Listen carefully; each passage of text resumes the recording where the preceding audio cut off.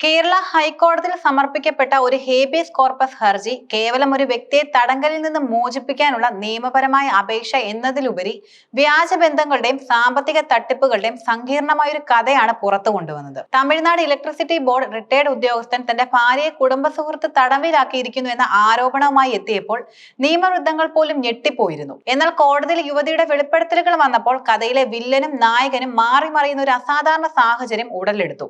തമിഴ്നാട് സ്വദേശിയായ റിട്ടയർഡ് ഉദ്യോഗസ്ഥനാണ് ഹർജി നൽകിയത്. തന്റെ ഭാര്യയായ ലെനിനെ ജോസഫ് എന്നയാൾ തടങ്കലിൽ വെച്ചിരിക്കുകയാണെന്നായിരുന്നു ഹർജിക്കാരന്റെ പ്രധാന ആരോപണം. ഇരുവരുടെയും ബന്ധം വെറും ഒരു ഭാര്യാഭർത്തൃ ബന്ധമായിരുന്നില്ല, മറിച്ച് സൗഹൃദത്തിൽ തുടങ്ങി നിയമപരമല്ലാത്ത വിവാഹത്തിന്റെ രൂപത്തിൽ മുന്നോട്ട് പോയ ഒന്നായിരുന്നു. പള്ളിയിൽ വെച്ച് താലി കെട്ടി ഭാര്യയായി കൂടെ കൂട്ടിയ യുവതിയെ കുടുംബ സുഹൃത്തായ ജോസഫിനപ്പോൾ കണ്ടപ്പോൾ ഇദ്ദേഹത്തിന് സംശയങ്ങളും ഉണ്ടായിരുന്നു. എന്നാൽ എല്ലാത്തിനും പിന്നിൽ ഒരു കെണി ഒളിഞ്ഞിരിക്കുന്നുണ്ടെന്ന് അദ്ദേഹം തിരിച്ചറിഞ്ഞില്ല. ഹർജി പ്രകാരം യുവതി ഇടയ്ക്കിടെ കേരളത്തിൽ വരുമ്പോൾ ജോസഫിന്റെ കൂടെയാണ് താമസിച്ചിരുന്നത്. കഴിഞ്ഞ ഏപ്രിലിൽ കൊച്ചിയിൽ വെച്ച് കണ്ടതിനു ശേഷം മെയ് 17 മുതൽ വാട്സ്ആപ്പ് ചാറ്റുകൾ നിലച്ചു.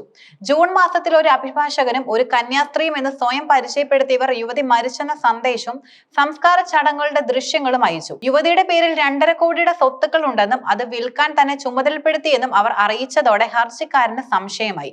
ഇതിനു മുൻപ് പല കാരണങ്ങൾ പറഞ്ഞ് ജോസഫും കൂട്ടരും പണം കൈപ്പറ്റിയിട്ടുണ്ടെന്ന് ആരോപിച്ച ഇദ്ദേഹം ഭാര്യ അന്യായമായി തടങ്കലിലാണെന്ന് ഉറപ്പിച്ചു.